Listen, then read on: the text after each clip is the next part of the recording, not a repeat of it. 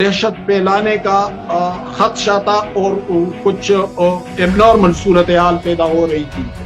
अली अमीन गंडापुर को जब इसका पता चला तो उसने कंटेनर के अंदर जाकर बुशरा बीबी से कहा कि अब तो हम खुद फंस गए हैं, हमें तो इन हालात का इल्म नहीं था और मैंने आपसे कहा भी था कि संगजानी में रुके, लेकिन आप बार बार कह रही थी कि डी चौक जाना है, अब क्या करें।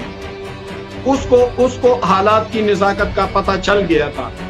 फिर बुशरा बीबी और अली अमीन जब निकलने लगे तो बहुत से कारकुन उनके सामने लेट गए थे और एक बाज जानने वाले बता रहे हैं कि अली अमीन ने अपने गार्ड से कहा कि इन पर गोलियां चला दे ताकि ये रास्ते से हटे, और कहते हैं कि अली अमीन के बाज गार्ड्स ने भी गोलियां चलाई है और उन लोगों के टांगों या पाँव पर गोलियां लगी है, और ये अली अमीन के गार्ड्स ने चलाई है ये गोलियां। और बुशरा बीबी के बारे में इतना है कि वो तो इतनी ज्यादा सहम गई थी कि बाकायदा रोने लगी थी कंटेनर के अंदर, और आज कह रही है कि सब भाग गए थे और मैं पीछे रह गई थी।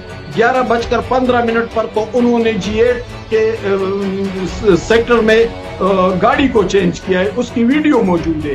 वो रेड जोन की तरफ न जाते तो फिर इंटरनेशनल मीडिया का फोकस लेने के लिए वो यहाँ पर भी कोई वाकया कर सकते थे। वो कह रहे कि जाना है, वो मार रहे हैं, उसको गाड़ी को मार रहे हैं।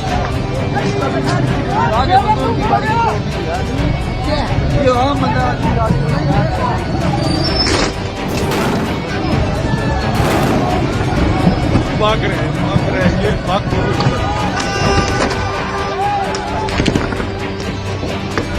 एक गंडापुर की गाड़ी को पत्थर लग रहे हैं, भाग रहे कारकुन उसको मार रहे हैं। ये भागते हुए गंडापुर भागते हुए